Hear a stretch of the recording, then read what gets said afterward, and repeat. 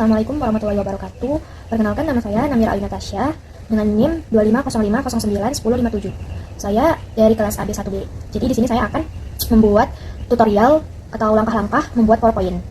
Jadi langsung aja kita masuk ke langkah-langkahnya. Langkah pertama itu klik tab design sesuai tanda kotak hitam di bagian atas.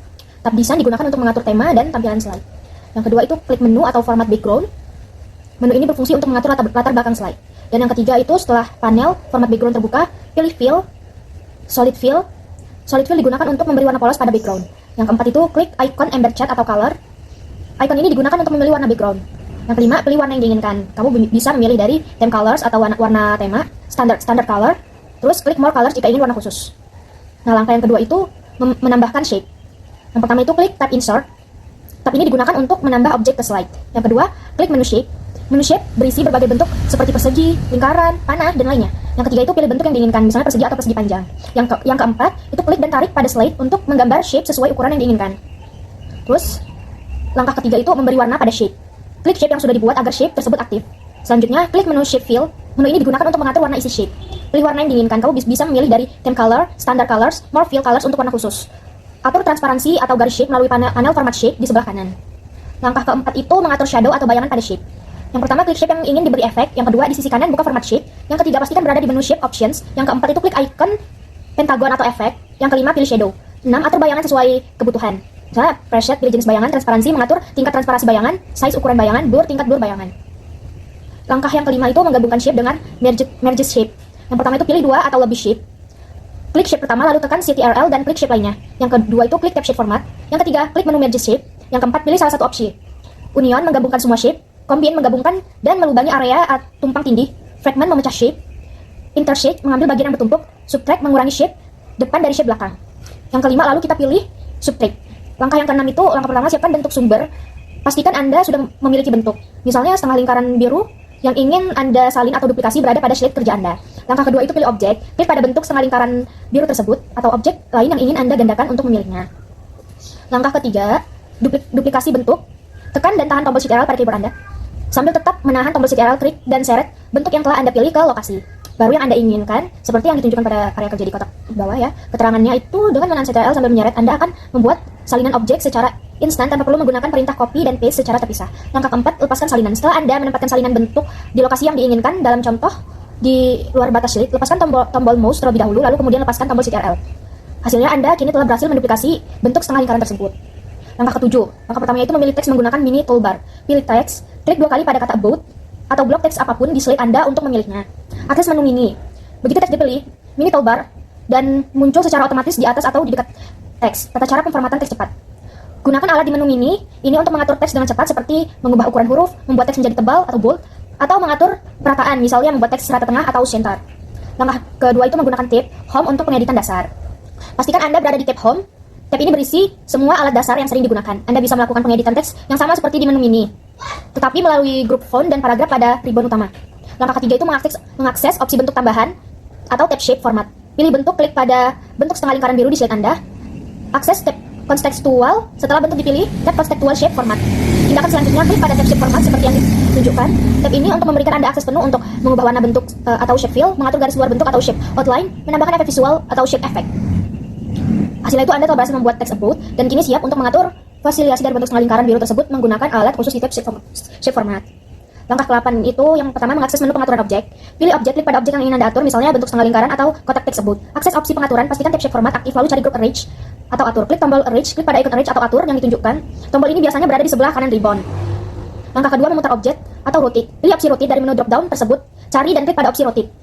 Pilih sudut putar. Setelah mengklik rotate, submenu lain akan muncul. Pilih arah putaran yang Anda inginkan, misalnya rotate left 90 derajat.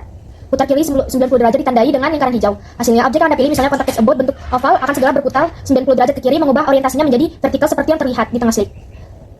Terus di bawah bagian order objek dalam menu arrange, Anda juga dapat menemukan opsi untuk bring to front, send to back, memindahkan objek ke lapisan yang paling depan atau paling belakang, bring forward atau send backward, memindahkan objek satu lapisan ke depan atau satu lapisan ke belakang. Langkah ke-9, langkah pertamanya itu memilih objek dan mengakses opsi warna. Pilih objek, klik pada bentuk yang ingin Anda ubah warnanya. Akses tab format, pastikan tab shape format di ribbon sudah aktif.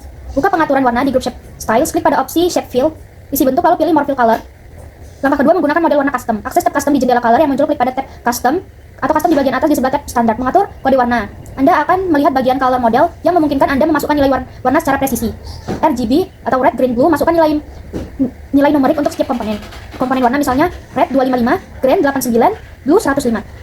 Hex, masukkan kode hexadesimal warna misalnya pagar FF5969. Perhatikan bahwa nilai pada gambar adalah pagar FF5969 meskipun terpotong.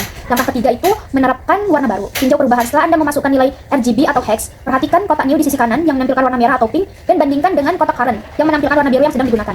Terapkan warna, klik tombol up untuk menerapkan warna baru ke bentuk setengah lingkaran yang telah Anda pilih.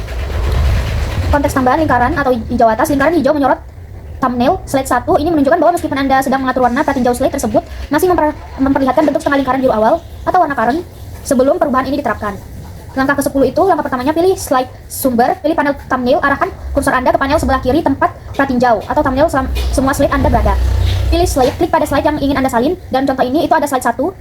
Langkah kedua, mengakses menu opsi slide, klik kanan atau right klik pada thumbnail slide 1 yang telah Anda pilih. Menu drop down, sebuah menu drop down akan muncul dengan berbagai opsi pengaturan slide. Langkah ketiga itu menduplikasikan slide. Pilih duplikat slide, arahkan kursor dan klik pada opsi duplikat slide.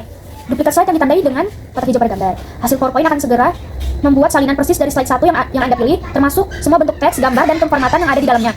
Slide baru ini akan muncul tepat di bawah slide 1 dan secara otomatis akan diberi nomor urut berikutnya. Slide 2 buat sampai 7 slide. Langkah ke-11 itu pertama memilih objek yang akan dikelompokkan. Pilih objek, klik pada objek pertama misalnya bentuk lingkaran. Tambahan objek lain, tekan dan tahan tombol shift atau Ctrl pada keyboard, lalu klik pada objek kedua misalnya bentuk setengah lingkaran atau kotak teks dan objek lain yang ingin Anda masukkan dalam kelompok. Langkah kedua, mengakses menu pengaturan grup. Akses tab format, pastikan tab shape format atau picture format tergantung objek yang dipilih. Di ribbon sudah aktif. Cari group arrange di sebelah kanan ribbon, cari group arrange atau atur. Langkah ketiga, melakukan pengelompokan grup atau grouping. Klik tombol group di group arrange, klik pada tombol group ditandai dengan lingkaran. Pilih group dari menu drop down yang muncul, klik pada opsi group. Hasilnya, semua objek yang Anda pilih kini akan terkunci bersamaan seolah-olah mereka adalah satu objek tunggal. Anda dapat memindahkan atau mengubah ukuran kelompok ini dan semua elemen di dalamnya akan bergerak dan berubah secara proporsional. Lalu, buatkan seperti itu juga pada slide yang lain. Langkah ke-12 itu, pertama itu pilih slide yang akan diubah. Pilih panel thumbnail, arahkan kursor Anda ke panel setelah kiri tempat pratinjau atau thumbnail semua slide Anda berada. Pilih slide, lalu pada slide yang ingin Anda ubah tata letaknya. Dalam contoh ini, slide 1 sedang dipilih atau ditunjukkan oleh garis. Langkah kedua, mengakses opsi tata letak atau layout. Akses tab home, pastikan Anda berada di tab home. Terus klik tombol layout di grup slide, klik pada tombol layout tata letak yang terdapat pada ribbon. Langkah ketiga, menerapkan tata letak baru. Pilih layout, setelah mengklik layout, sebuah menu drop down akan muncul menampilkan berbagai tata letak standar seperti title, slide title, and content, blank, dan lain-lain. Pilih tata letak baru. Klik pada salah satu tata letak baru yang ingin Anda inginkan. Ringkasannya itu, Anda telah berhasil memilih slide dan bersiap untuk mengubah struktur penempaan kontennya dengan memilih tata letak atau layout yang berbeda dari tab.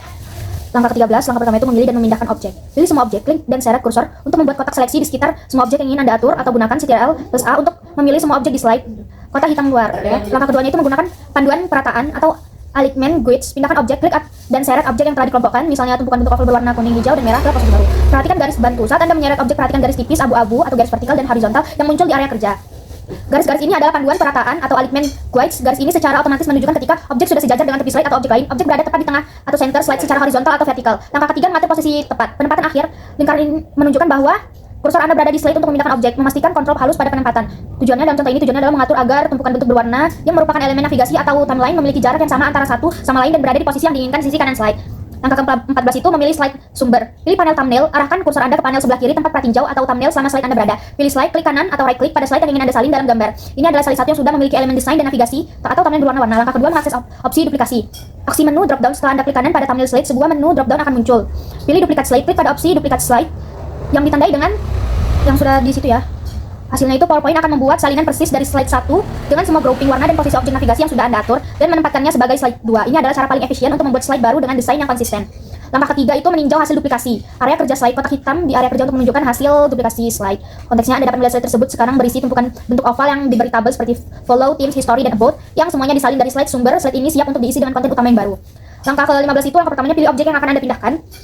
Pilih kelompok objek, klik pada salah satu bentuk dalam timeline, misalnya oval berwarna hijau, kuning, atau merah di slide 2 seperti ditunjukkan di panel kiri. Karena objek-objek tersebut sudah di grup, mengklik salah satunya akan memilih seluruh kelompok. Kotak merah besar menunjukkan area slide dan menegaskan bahwa seluruh kelompok timeline navigasi telah dipilih ditandai dengan titik kontrol pengubah ukuran atau pemutar atau handles di sekelilingnya.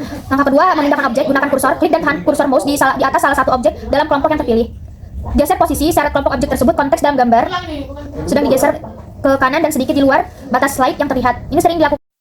Langkah ketiga, menyesuaikan konten slide. Tujuan akhirnya, setelah kelompok timeline digeser ke kanan, area kosong di sebelah kiri akan terbuka. Area ini di slide 2 adalah tempat Anda dapat memasukkan konten utama yang berbeda dari slide 1, seperti judul teks atau gambar. Langkah ke-16, langkah pertamanya itu memasukkan konten baru atau judul. Area kerja slide Tindakannya Anda menyisipkan teks box baru yang berisi teks besar atau welcome dan informasi subjudul. Duplikasi cepat icon CTRL di dekat kursor menunjukkan bahwa Anda mungkin telah menduplikasikan kotak teks menggunakan kombinasi tombol CTRL sambil menyeret, sama seperti menduplikasi bentuk di awal tutorial. Konten ini atau judul welcome ini mengisi ruang kosong di slide 2 yang telah diduplikasikan dari slide 1 yang sebelumnya sudah memiliki timeline navigasi di sisi kanannya. Langkah kedua itu memahami alur duplikasi. Tanda panah biru di slide 3 dan slide 6 seperti yang ditunjukkan dalam screenshotnya menginformasi bahwa Anda telah melakukan proses duplikasi slide secara berulang. Artinya, tanda panah tersebut atau urutan slide di panel menunjukkan bahwa setiap slide baru atau 3, 4, 5, 6, 7 dan lain-lain adalah hasil duplikasi dari slide sebelumnya. Tujuannya, proses duplikasi ini dilakukan untuk membuat slide yang memiliki desain timeline navigasi yang sama, tetapi dengan perubahan konten utama. Di setiap slide agar presentasi terlihat mulus, terutama menggunakan transisi morph, lakukan pengisian materi pada sisi bab lainnya. Langkah ke-17 itu pertama, mengisi konten utama atau media sosial. Area kerja slide kotak merah besar menunjukkan slide 2 setelah digeser atau di morph dari slide 1. Tindakan Anda memasukkan konten utama baru yaitu icon dan deskripsi 3 platform media sosial. Contohnya itu Instagram, TikTok, dan WhatsApp. Anda sedang memilih text box untuk Instagram yang menunjukkan bahwa Anda sedang mengedit atau memformat teks di dalamnya. Langkah kedua, memahami alur konten atau panel thumbnail. Panel kiri menunjukkan daftar slide Anda 1 hingga 7 yang semuanya berisi elemen timeline navigasi dan konten utama yang berbeda. Isi dari semua slide 1 kemungkinan berisi slide pembukaan atau timeline awal. Slide 2 diisi dengan konten welcome seperti yang terlihat di thumbnail. Slide ketiga diisi dengan konten media sosial seperti yang terlihat di area kerja utama. Slide 4 hingga 7, benar semua slide ini adalah hasil duplikasi dan harus diisi dengan materi baru. Setiap slide akan diisi dengan konten yang relevan dengan poin timeline yang aktif. Misalnya slide 4 untuk tim, slide 5 untuk timeline, dan seterusnya. Membuat timeline terlihat bergerak mulus dari satu posisi ke posisi berikutnya di setiap slide. Membuat icon media sosial dan teks baru terlihat memudar masuk atau bergeser dengan mulus di tempat yang kosong. Langkah ke-18 itu, terakhir itu, langkah pertama memilih slide tujuan. Pilih slide, klik pada slide yang akan menerima transisi morph dalam gambar Anda, sedang memilih slide 2 yang berisi judul welcome dan timeline yang bergeser ke kiri. Anda harus memilih slide 2 dan semua slide berikutnya seperti 3, 4, 5, dan seterusnya. Karena transisi morph diterapkan pada slide tujuan, yaitu bagaimana slide tersebut masuk dari slide sebelumnya. Langkah kedua, mengakses tab transisi, klik tab transitions, arahkan kursor ke ribbon dan klik pada tab transition. Transisi yang saat ini sedang aktif ditandai dengan kotaknya. Langkah ketiga, menerapkan transisi morph, pilih morph di transition to di slide, klik pada opsi morph ditandai dengan lingkaran merah. Mengapa morph penting untuk desain ini? Karena slide 2 adalah hasil duplikasi dari slide 1 dan Anda hanya menggeser posisi kelompok objek timeline navigasi seperti yang terlihat di record tersebut ya. Transisi morph akan secara otomatis. Yang pertama itu mendeteksi posisi awal objek timeline di slide dan posisi akhirnya di slide 2. Yang kedua itu menciptakan animasi pergerakan mulus, bukan sekedar cut atau fade dari timeline dari kanan ke tengah slide saat transisi terjadi. Jadi itu dia langkah-langkah membuat PowerPoint. Cukup sekian dari saya. Terima kasih.